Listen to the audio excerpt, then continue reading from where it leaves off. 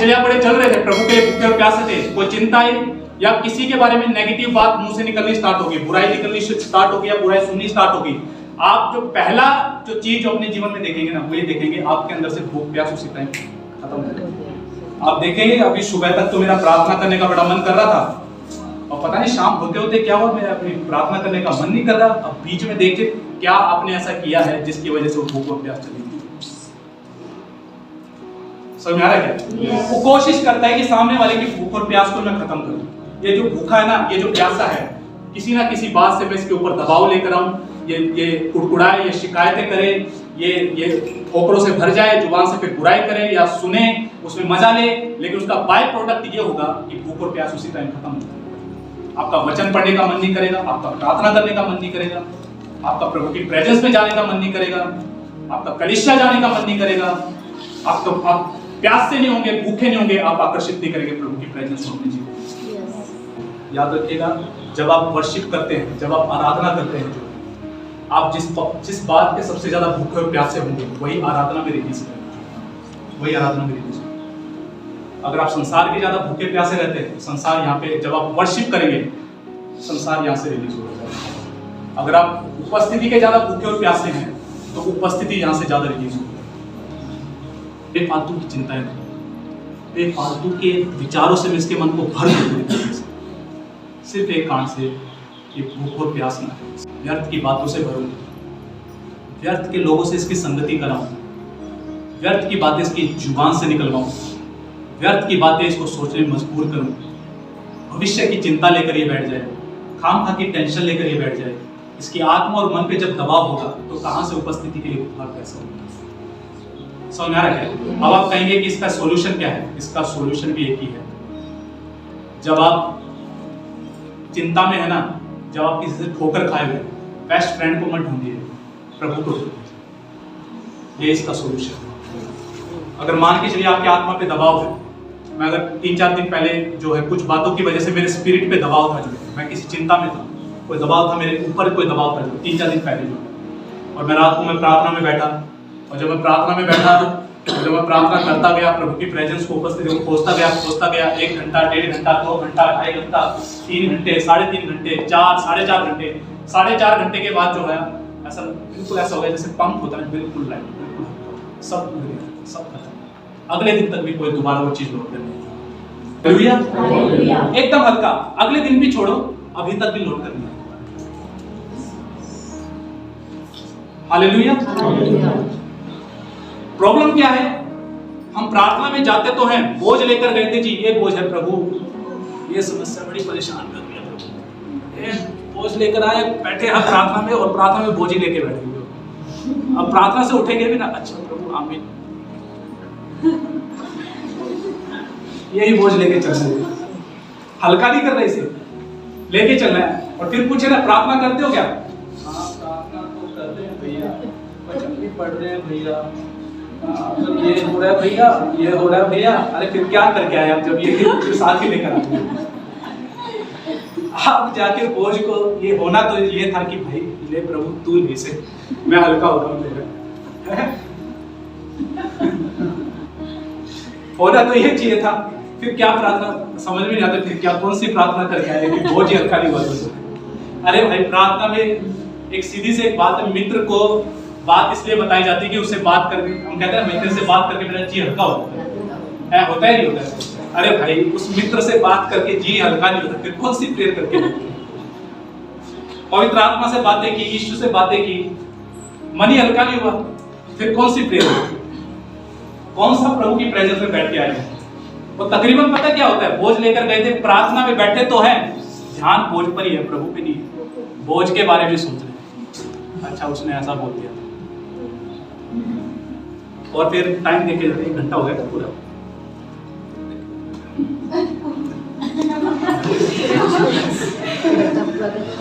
एक घंटा हो गया, प्रेयर कर ली, आप प्रेयर करते 1 घंटा प्रेयर करता हूँ मैं, बोझ इसी के नीचे दबेगा।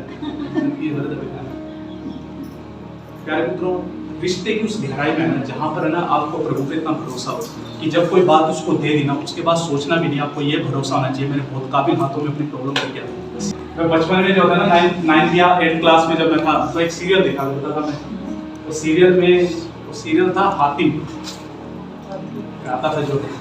अच्छा, उसमें एक सीन ऐसा होता है कि एक आदमी होता है जिसका नाम फूजीदार होता है, देखो नाम भी याद है। जब वो फूजीदार करता क्या था, वो आसमान का बोझ उठाता, उसके पूरे शरीर पे नक्शे थे, तो वो आसमान को ऐसे पकड़े रखता है हमेशा। तो उस हातिम को किसी चीज का नक्शा चाहिए होता है, उससे नक्शा चाहिए होता है, पर वो नक्शा तो उसके हाथ में होता है, उससे वो आसमान पकड़ा होता है। तो वो जाता है, कहता है मेरे को नक्शा दे दो जो है। कहता है वो नक्शा तो मेरे हाथ में है, कैसे दूं, आसमान पकड़ना पड़ेगा। तो वो क्या करता है, कहता है ये आसमान आप पकड़ लो। वो पकड़ लेता है, नक्शा तो बताता नहीं, उसको पकड़ा के चल देता। कुछ ऐसा कीजिए कि प्रभु को अपना बोझ देना सीखें। ऐसे लेकर जितना आप लेकर रहेंगे ना, आपको प्रेजेंस कभी अनुभव नहीं होगी। आप सोचेंगे कुछ दिन पहले तो मैं बड़ा भूखा प्यासा था, बड़ा जुनून था, बड़ी प्यास थी, अचानक से क्या हो गया, मैं भूख और प्यास अनुभव नहीं कर रहा। अरे आप सो टेंशन में रहे हैं, आप कुछ टेंशन में रहे हैं, कौन से प्रभु की आराधना कर रहे हैं जो आपकी चिंता आपसे दूर नहीं कर पा रहे? कौन से प्रभु को मान रहे हैं, कौन से प्रभु के पास आ रहे हैं, कौन से फिर आप कितना प्रभु का आप जान के, अगर आपका दिमाग हर समय चिंता से भरा रहता है, फिर कौन से प्रभु को अभी तक समझ पाए? समझ आ रही क्या बात है? आप अगर मेरे से ये कहें कि गौरव क्या आपके जीवन में समस्याएं नहीं आती क्या, मैं साफ बोल देता हूँ, ना मैं ऐसा सिखाता, ना बाइबल ऐसा बोलती।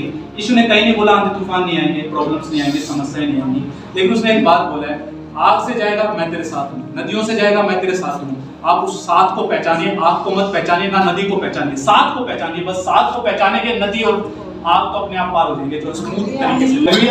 उस चीज को ज्यादा पहचानिए जो है, हमें पहचान में ज्यादा पता क्या था, प्रेजेंस। प्रभु तो कई बार हमारे लिए ऐसा लगता है कि वो कुछ है ही नहीं, मानो कि बड़े निर्बल प्रभु को मानते हो, जो है बहुत कमजोर है, वो कुछ कर नहीं सकता हमारी समस्याओं का।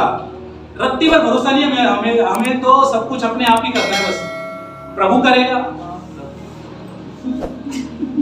हमारी दृष्टि के अंदर प्रभु वास्तव में बड़ा कमजोर है, उसके अंदर कोई सामर्थ्य नहीं है, कोई ताकत नहीं है उसके अंदर। कई बार हमारे जीवन से आपको एक बात मान के चलिए सुनील मामा जो है, मान के चलिए ये मेरे को कोई बात बोल रहे हो, मैं फिर भी, इन्होंने मेरे को कंफर्म कर दिया इस काम के वक्त टेंशन मत लो, इसके बिल्कुल अपने दिमाग से निकाल दो, और मैं फिर भी टेंशन लेके बैठा हूं, तो इनको बुरा लगेगा, कहेंगे आपको भरोसा नहीं है।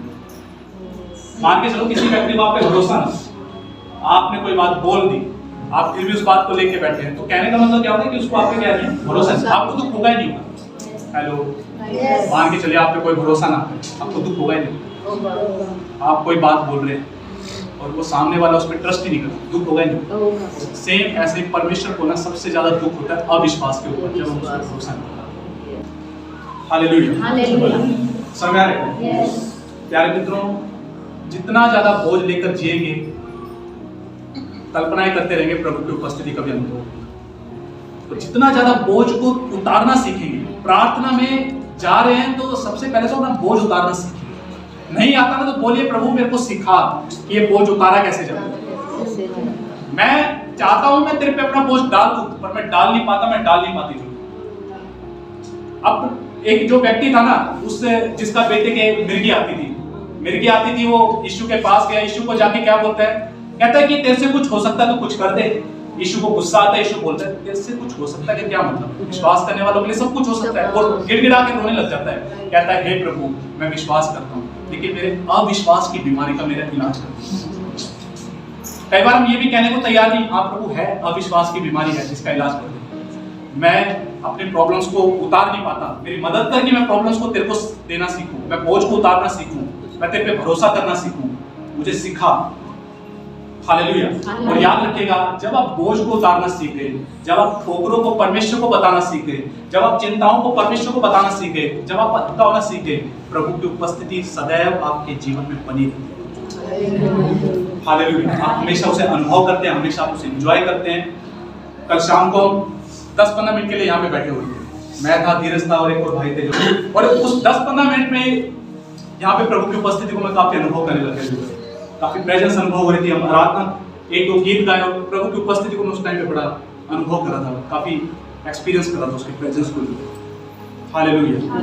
प्यारे मित्रों, बहुत अनोखी चीज है हमारे पास उसकी उपस्थिति। स्वर्ग और पृथ्वी के अधिकारी अपनी उपस्थिति को हमें अनुभव करने का मौका देता है। सबसे बड़ा सौभाग्य ये दुनिया के पास नहीं है, जो है दुनिया के पास नहीं है, जीवित परमेश्वर है, इसलिए वो अपने होने का एहसास भी करता है। हालेलुया, समझ में आ रहा है क्या? तो चिंताओं को, टेंशन को, स्ट्रेस को, जो भी मन में वेदना है, दुख है, वो समय है कि जब चीजें आए उसी टाइम प्रभु के पास भागना, उसी टाइम प्रभु से बात करनी है, प्रभु को देना है और आपको हल्का होना, जो आपको भारी नहीं बने देना, आपको बोझ के तले बने नहीं देना, आपको प्रभु को क्या करना देना सीखना। हालेलुया। ये तो है भूख प्यास को खत्म करने वाली चीजें। भूख और प्यास को बनाकर रखने वाली कौन सी चीजें हैं प्यारे मित्रों? भूख और प्यास को बनाकर रखने वाली जो चीज है ना, वो है परमेश्वर का वचन। जिसके अंदर वचन है उसके अंदर हमेशा प्रार्थना की आग लगी रहेगी, उसके अंदर हमेशा प्रभु की उपस्थिति की आग लगी रहेगी। जो वचन के साथ समय बिताता है, जिसको इसमें मजा आता है, जिसको इसमें आनंद आता है, उसको उपस्थिति का आनंद अपने आप होगा। समझ आ रहा है? हेलो, मैंने एक दिन एक स्टेटस पे लिखा था, मैंने कहा था कि प्रार्थना का जीवन वचन के जीवन पे निर्भर है और वचन का जीवन प्रार्थना के जीवन से क्या है? समझ आ रहा है क्या? बहुत सारे लोगों को भूख प्यास पता है क्यों नहीं है? कारण एक ही है, खाते ही नहीं है। कहां से नहीं? जितना ज्यादा वचन आपके अंदर जाएगा, हर दिन प्रतिदिन इसको खाना स्टार्ट कीजिए, अपनी आत्मा को भरना स्टार्ट कीजिए। इसको ऐसा आदत बनाइए कि जैसा रोटी खाने की आदत। मैं कल एक गवाही सुन रहा था, एक प्रभु की एक बेटी जो है वो 30 साल से फास्टिंग में है और मैं हैरान था। 30 साल से उपवास में वो उपवास में क्या करते हो? 3 टाइम सिर्फ कॉफी पीते और कुछ नहीं। 30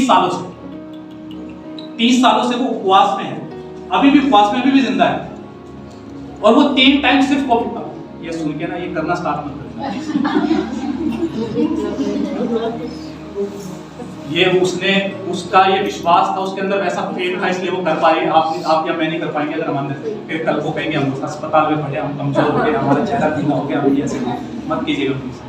वो उसके अंदर विश्वास था। उसके अंदर विश्वास क्या था? जब उसने ये वचन पढ़ा कि यीशु ने बोला कि मनुष्य केवल रोटी से जीवित नहीं रहेगा, पर प्रभु के निकले हुए मुंह से निकले हुए वचन से क्या रहेगा?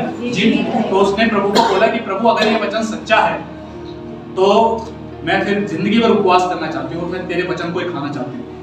तो 3 टाइम वो कॉफी पीती है, सुबह फिर वो 1 घंटा वचन पढ़ती है, कॉफी पिएगी वचन पढ़ेगी, दोपहर को 1 कॉफी पिएगी फिर 1 घंटा वचन पढ़ेगी, रात को कॉफी पिएगी फिर 1 घंटा वचन पढ़ेगी। जैसे कोई 3 टाइम खाना खाता है वैसे वो 3 टाइम वचन खाती है।